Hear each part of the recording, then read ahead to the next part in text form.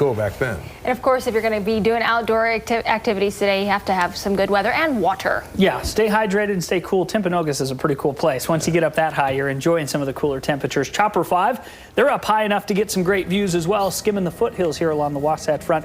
Lots of hiking and biking trails, as you can see one there on the ridge line, and still a little bit of snow up in some of those shady patches. It's unbelievable. Here we are in July, and we will continue to see that snow hang on for a couple more weeks before it's all finally gone. Beautiful, Chopper 5. Thank you. Now let's talk a little bit about what's happening up on the northern end of the state, up in Hiram, where the high 83 degrees, the low 53, the winds north at 3 right now, and a few clouds that are starting to build. We've seen a few clouds pop up across Utah today, but for the most part, we're still enjoying temperatures around normal, slightly a little below normal in a few areas, but a pretty nice day, and it looks like the rest of the week is looking nice as well as high pressure starts to build back in. We want to talk a little bit about some gorgeous views. The Gary Andrus up at Lakes Catherine and Mary. This is up in Big Cottonwood Canyon looking down on some of those lakes. It is such a pretty place and incredible vistas and those green lush valleys.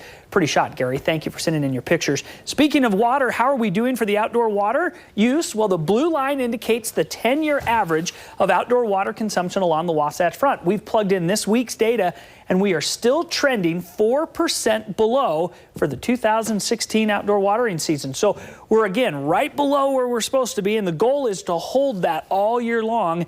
And the way you do that, don't water between 10 a.m. and 6 p.m. Adjust your sprinklers so don't waste that water. For more water-saving tips, go to slowtheflow.org. You can get all sorts of great interactive maps telling you how much water you should put down in your particular area.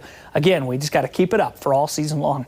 90 degrees in Vernal, 90 in Price, 98 Moab right now, with 10 cooler in Cedar City at 88. St. George at 99, they've been above 100 today, and Mesquite's at 103 right now. We do have mostly clear skies with the exception of a few little clouds draped across northern Utah. There's a weak little front that's trying to squeak its way on through. Nothing big, and there are several little weak disturbances that will just kind of graze northern Utah over the next couple of days. High pressure still waiting to kind of build in, but as it strengthens, it will be fairly short-lived. These little fronts zip on by. High comes in for Thursday, Friday, and part of Saturday, but by Saturday it's over to our east, and we'll start to see a southerly flow pick up in advance of a cool front. It's going to drop down for Sunday, Monday. That cool front is going to drop us 10 to 15 degrees below normal in both the afternoon highs and the overnight lows. It's going to be a nice little treat here for the first and middle part of July.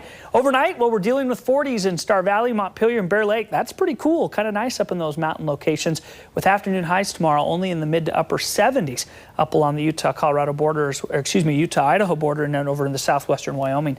91 Roosevelt, sunny skies. 99 Hanksville, Lake Powell, 100 degrees. As we head on through the next little while, take a look at the western forecast. St. George to 103, 80s up the road in Cedar City and Beaver.